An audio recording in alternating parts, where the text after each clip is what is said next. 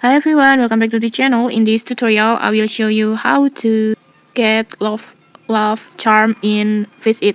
In this latest Valentine update in Fish It, there's a brand new charm that called Love Charm, and you can get this charm on the Heartfelt Island,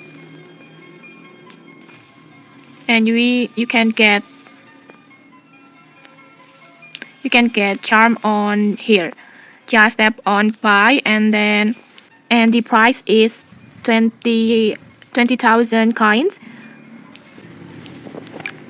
Just tap on buy to buy it, and then just go to items and then just choose charms, and to equip it just tap on heart charms like this. And this charm has a bonus luck and Valentine luck that is very useful for fishing in this Valentine event. And this charm can last for 200 casts, so I think it's definitely worth it if you're hunting a rare fish in this Valentine event.